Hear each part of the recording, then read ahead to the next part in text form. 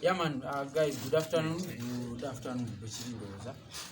Musibe mutya abachali bange, journalists present, the TV stations present, and radio stations present, and bloggers association present. Yeah man, amanya nedobozi wa Ikibenda the boys attend the first on every girl's agenda kubo muziki ngatatunda ngeni. Era paka last sigenda kuikola kubitunda. Yeah man, chituzano lwalero we have a new song coming out. The writer Umbrella luli kwemu kunyimba ezibadde ku album yaffe era nga twagala okutangaza ku bantu baffe nti olugendo lwa album lukyakola ki lukyagendera ddala mu maaso. We are still promoting this album era nga twesunze nnyo ebijja naye tusooka ate tukole ki nga tetunagenda wala nnyo twagala sooke twebaze munzikirize mweno saawa yennyini sooke neebaza abawagizi baffe abawagizi bonna abagenzi ne bagula album. Kino ekintu kino twakitandika ng'abasaaga mpaka records.co.ug ekintu ky'okugula album ng'okozesa simu yo mobile money oba visa card yo eya bank.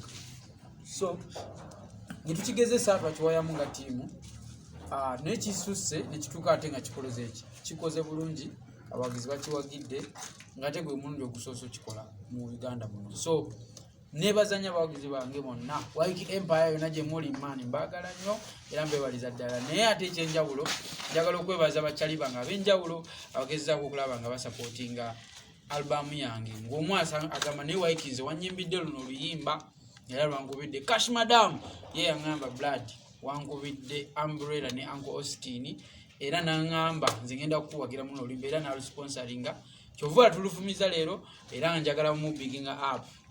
SN Powers, Cash Madam, kwagala nnyo mami, kwagala nnyo baby, kwagala nnyo kyali wange nsiimye nnyo era nga man big up on yourself. Ne bakyali bange bonna abali South Africa, America mwenna ng'oyagala kuwagira Waiki Benda ennyimba zikyaliyo okitegeera nga mukimanyi mwana tetukyayimba. So byonna byonna bigwera kuki ku ka digital oba muntu kwevaamu nga Cash Madam bw'akoze n'agamba Waiki zisazeho nkuwagire mu kino oluyimba oluteekeyo. So Friday ja lero tuta officially audio, Friday ja tuta video. Friday ja kuba 15. Yes, 15. We shall be releasing the video of this song Umbrella. Video nungi nnyo yakolebwa Ivash mpaka films neyimbibwa nze ne Austin era audio twamukolera wano ne Rwanda. Yes. So kyekisingira ddala obukulu kwebaza n'okwongera okubakunga bannange naddala eri sinze nzeka muyimbi ali mukola albamu abalala bagenda fulumya abalala bafulumya. So kyensaba is twongere okukatiza ensonga eno abawagizi baffe bambi nga bwewandiyagadde Waiki Benda ateeke Serena toyagala yingirira bwereere oba tosobola nakusobola osasula nojja nondaba naye kati muna embeera eriwo tekyatuganya kola ki kola concert.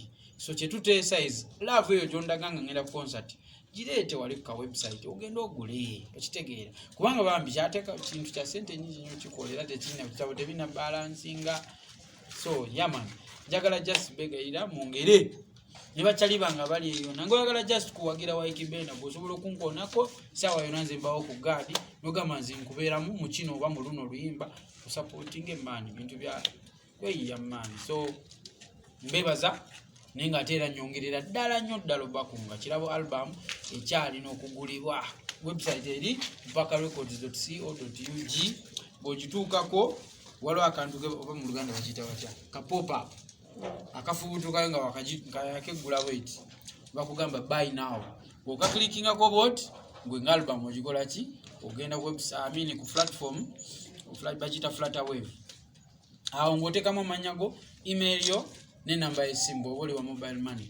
Bw'oba toli wa mobile money oteekawo ki visa card number I think awo ne bakutwala ssente z'osasula mitwalo 3.5 si ze $10 ez'e America rand ziba make South Africa awo abatambuddeko naye nange $10 nga 13 atera